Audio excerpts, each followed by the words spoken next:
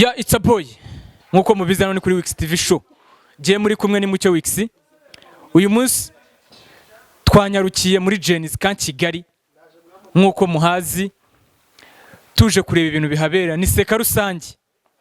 Seka niho hantu honye ushobora kuza wababaye ukishima.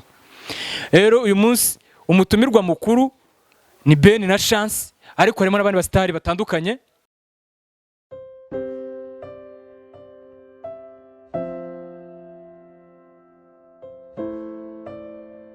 Tramahoro. Twishimiye gukora muri Genis. Nanjye nanezerewe. Nanjye nishimye. Yego wadusukirije cyane. Tugomba guhimbaza Imana ari hose. Yego. Hose pastor. Twabonye wenda tujye mu myidagaduro isanzwe. Twabonye cyane cyane indimo zo gushimana tuzaza no mu gitaramo. Ariko noneho mu buzima busanzwe wowe na madame mwinde ukunda kumva indirimbo wenda z'abahanzi basanzwe. Tuwe muhanzi ni uwuhe? Ni njyewe.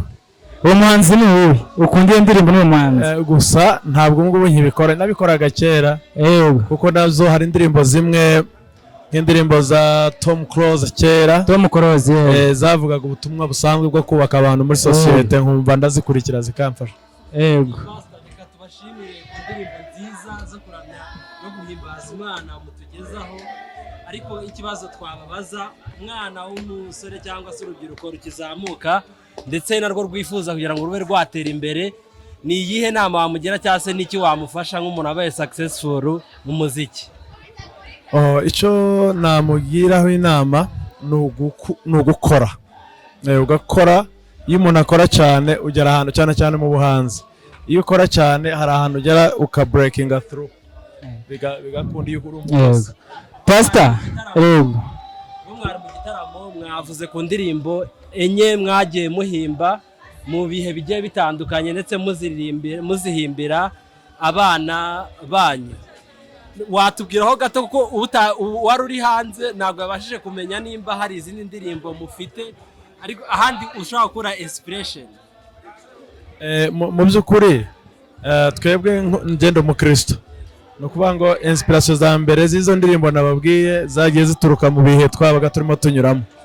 Ariko izindi inspiration zisanzwe zituruka mu gusoma ijambo ry'Imana, gusenga, naho zituruka, kandi izo ndirimbo zirahari nyinshi ari nazo tuzakoresha mu gitaramo dufite ejo bundi. Ubutumwa wagenera aba Gen Z ari nacyo gitaramo baje. Aba Gen Z rero ubutumwa nabaha nuko umuntu wese mu mpano ye akore, namara kuyikoresha neza za breaking through. Yego. Okay, urakoze. Asante.